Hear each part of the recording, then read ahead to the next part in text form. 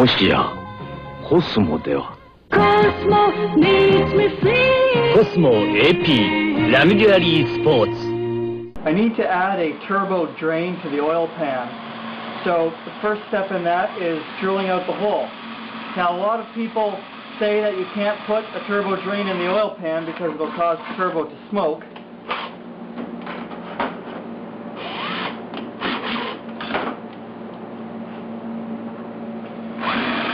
But I've done it a whole bunch of times and never had a problem. Well, I don't have any drill bits larger than 5/8, so I guess I'm going to have to go to the die grinder.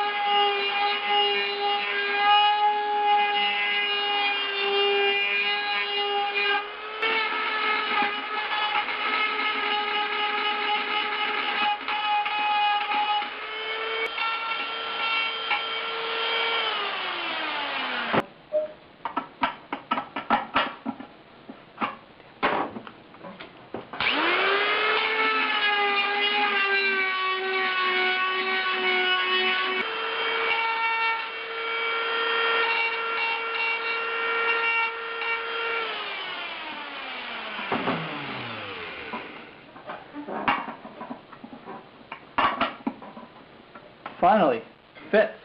I gave the pan a really quick blasting to remove all the rust and crap.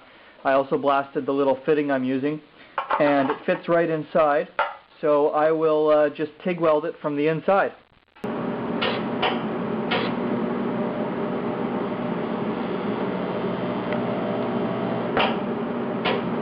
TIG welding is great for jobs like this because it makes clean welds without throwing a lot of splatter or needing grinding on the bead afterwards. Plus, I've found through personal experience that when welding fluid-tight connections, it's actually a lot harder to create leaks with TIG welding than it is with MIG welding.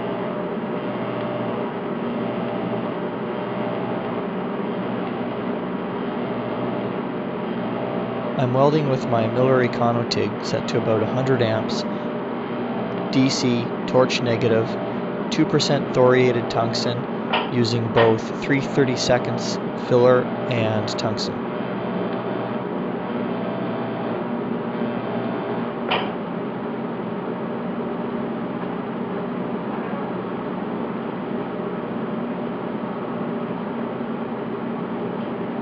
Now that the pan has a turbo oil drain, it just needs to be blasted and painted, which I'll do later. Well, time now for a crap load of grunt work.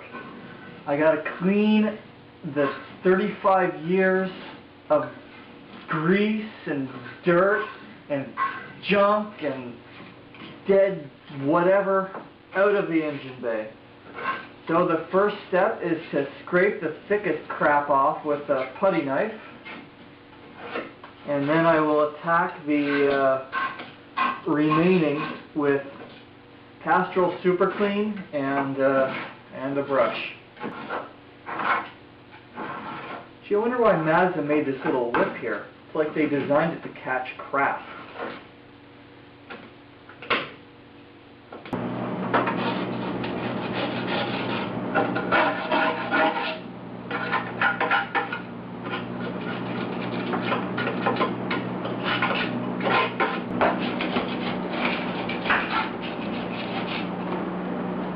Oh, look at that. Now that's some buildup.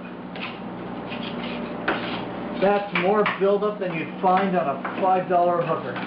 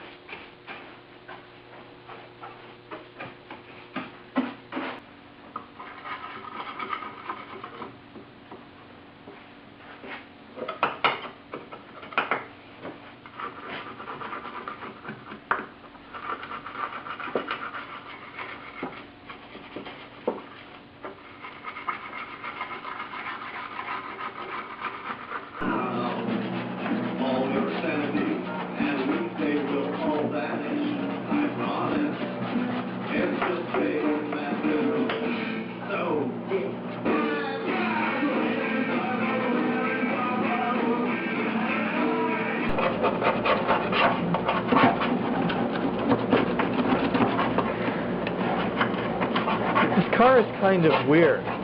There are just random rust spots in the strangest places.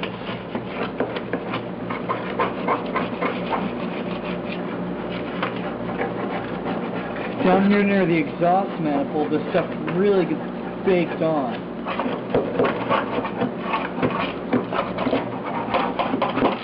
God, I can only imagine how nasty cleaning this thick undercoating gunk off would have been if I hadn't scraped it. It's taken about 2 hours to scrape this and I'm almost done, but I think it was time very well spent. Well, I think that's about as scraped as it needs to be, so I'll just sweep up all the junk and crap that came out of it, and then lay some plastic down, and I guess get washing that engine bay. So that is the pile of crap that came out of the engine bay.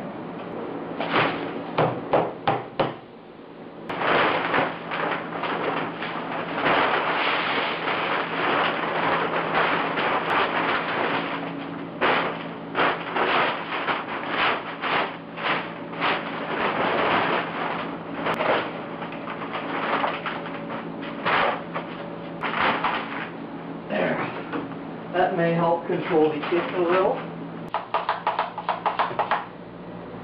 I'm using a pressurized spray bottle with a little bit of water and Castrol Super Clean in it just to spritz everything down. I'll let it soak a little while, then go at it with a washcloth or a wire brush.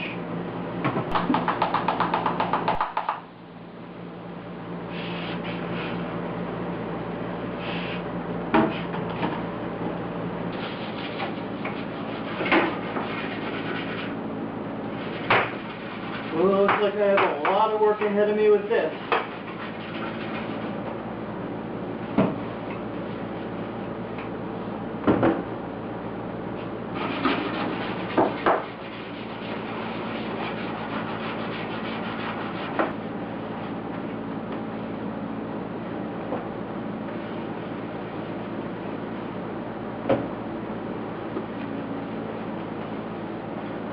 Apparently the car was gold. The Super Clean wasn't working very well, so I tried brake cleaner, which works, but I don't want to go through 10 tons of brake cleaner getting all this stuff off.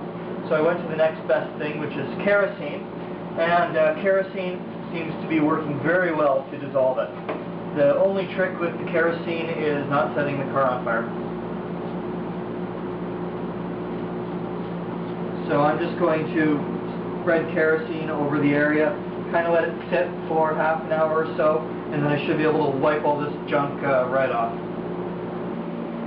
I found kerosene to be an awesome kind of multi-purpose solvent for things like undercoating and tar. Of course, the issue is that it is highly flammable, so it's kind of dangerous to work with.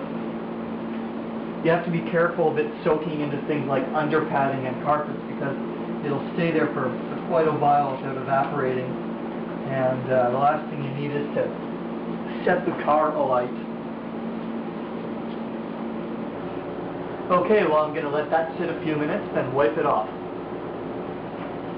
Well, the kerosene soaked for about 15 minutes. Looks like it's doing the job. Seems to wipe off pretty easily with the cloth. I'll have to go back and do some areas twice, but that's not that big of a deal.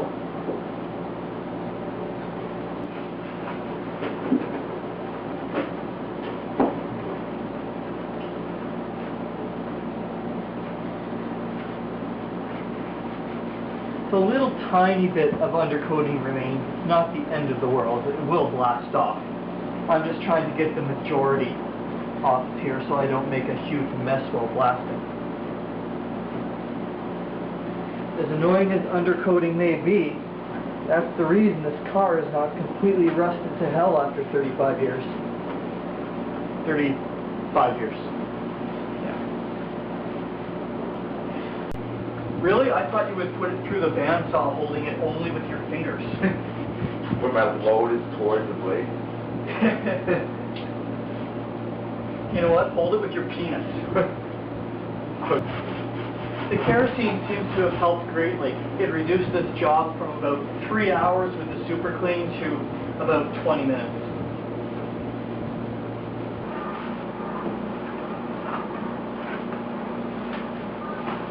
Now that I'm done with all the kerosene, I'll just rinse everything down with spray cleaner to get most of the kerosene off.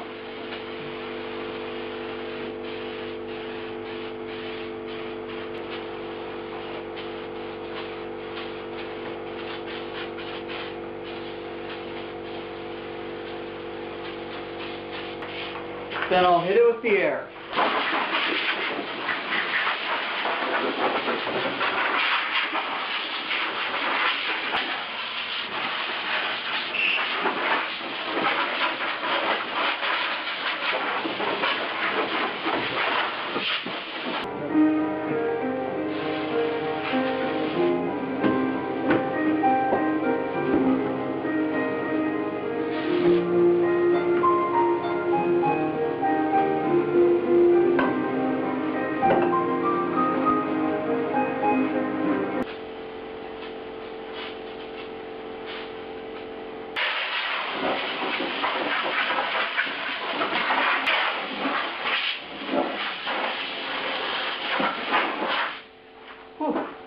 Well, that was an adventure. I think she's clean enough to blast now.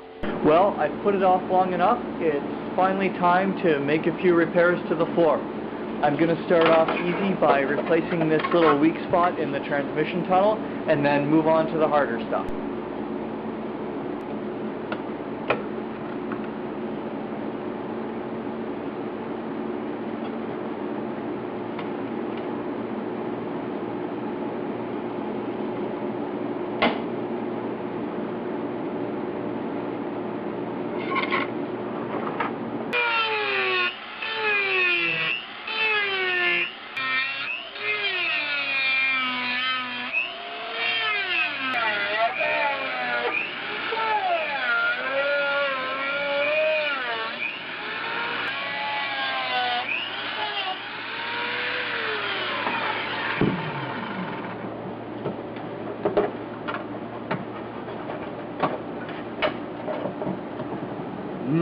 Tasty.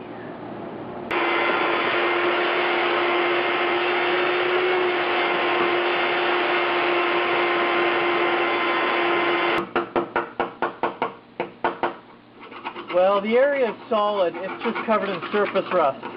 So I'll just clean it off quickly and then hit it with a coat of paint. The hollow area under the piece of metal that I'm patching is actually a little chamber created by the transmission mount on the underbody. There's no real way for me to take off all the rust and paint it without completely removing the transmission mount from the unibody. So for the time being, I'm just going to clean it out and spray some weld-proof primer on it. I can't even PR-15 it or anything because I have to weld, and the weld would just burn off the PR-15 or really any other coating I put in there. The good thing is that there are a lot of products on the market these days designed to rust-proof the inside of unibody cars. So once the exterior of the car is in its final paint, and after that paint is cured, there are a lot of different products, like stuff available from the Eastwood company, that I can use to rust-proof the inside of areas like this, and such as the frame and the dog leg areas, the inner rocker panels, etc., etc. I just noticed something kind of funny on the weld-proof primer can. For industrial use only by professional, trained personnel. Not for sale or use by the general public. Oops.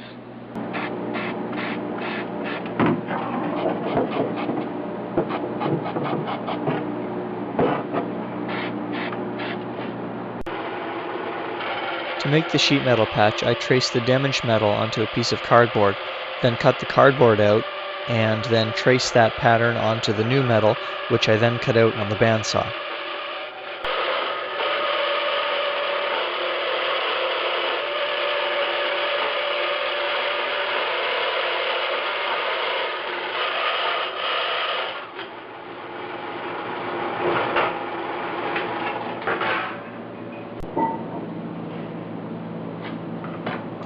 The metal was shaped to fit the contour of the transmission tunnel by pounding it against a body die and then checking back for fitment on the car often.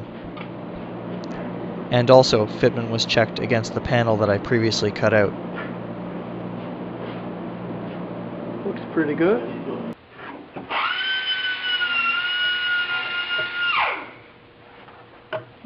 Well, that's damn near close enough.